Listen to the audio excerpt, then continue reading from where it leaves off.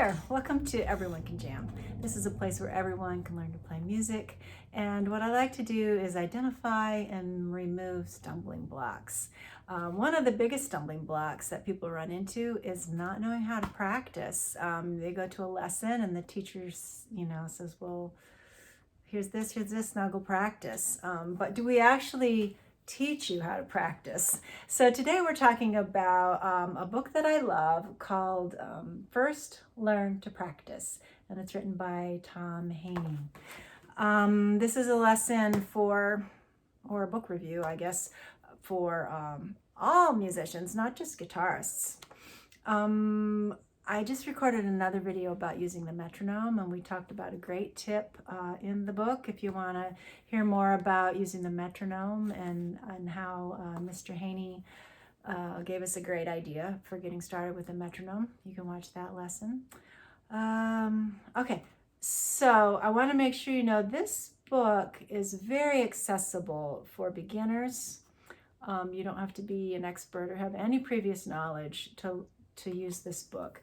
It's really great for beginners, actually. Actually, a lot of teachers aren't very good at teaching you how to practice. A lot of times, we have lessons and they say, go practice, or you do what they told you to, but it doesn't work. And they say, well, you just have to practice more. But there are some really important things about practice that, maybe for some people it's so obvious they don't think they need to mention it.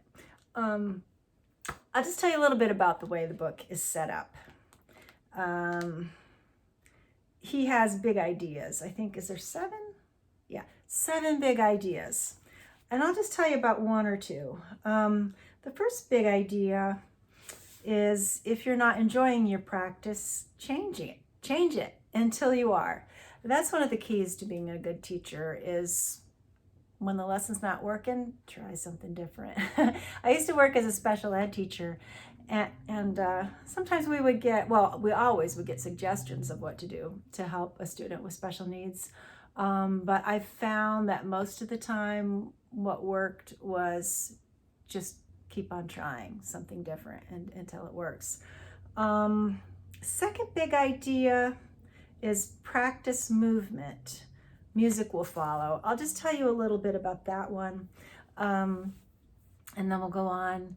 But the idea is that in order to play music, we have to practice motion. And that's why I've come to love warm-ups and exercises. Not just any old exercises. When I was a kid first learning to play guitar, well, actually, I'll confess, even through college, I kind of avoided the exercises. I just wanted to play the music. But my harp teacher, I want to tell you her name, but her name changed. Her first name's Hannah. I'll try to plug her in the description underneath my video. She's an excellent teacher. She taught me how to use exercises. The thing is, your exercises have to be designed to help you accomplish a specific goal. And if you know what you're going for, you can design your own exercises to help you get where you're going. So instead of trying to just go directly to playing the music, the things that are challenging, we would break them down into smaller pieces and we practice the motion. And when we're practicing our exercises and our warm-ups and practicing the motion, we know that we're giving ourselves a gift. We're giving ourselves the ability to play the music. So practicing motion and playing music are 2 different things. I may have mixed 2 big ideas. Yeah, I mixed 2 big ideas, sorry.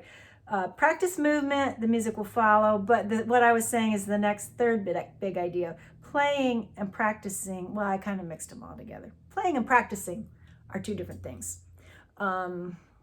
And of course, we want to get right straight to the music and play a lot of music. But if we design our practice appropriately, it might not always feel like playing music, but the things we're working on are going to make it easier to play music. So these big ideas really helped me a lot to become a better teacher. I'll just tell you the the other big ideas, but I won't explain them. You can read the book if you want to learn more. The fourth big idea, you know it when your hands know it. Some people might call that muscle memory, but I think it's also important to understand what the music is doing that you're playing. Let's see, fifth big idea, you affect everything by concentrating on one thing. That's huge. It's really important in our practice to break it down and to focus on one thing. Even if there's 6 different things going on, when you're practicing, focus on one thing and then focus on another thing. And then you could focus on rhythm one time, you could focus on tone another time, you could focus on loud and soft. There's all kinds of things. Relaxation. You can, when you focus on one thing, you improve that one thing more than if you're trying to think about 6 things, and they all progress. 6th big idea, don't worry about the hard parts. The 7th big idea, get your hands and your ears used to perfect. I won't explain. Because that's what the book is for. Okay, and then he has good habits. There's 7 good habits. I'll tell them to be comfortable, be honest, be optimistic. That's important. A lot of people fail or give up. I don't want to say fail. Victor Wooten says you will be successful or you'll change your mind. So some people change their mind because they're not optimistic. And it takes some experience watching. I think watching if you've never developed a musical ability, if you've watched somebody develop musical ability, then you're optimistic because you know what the process is like.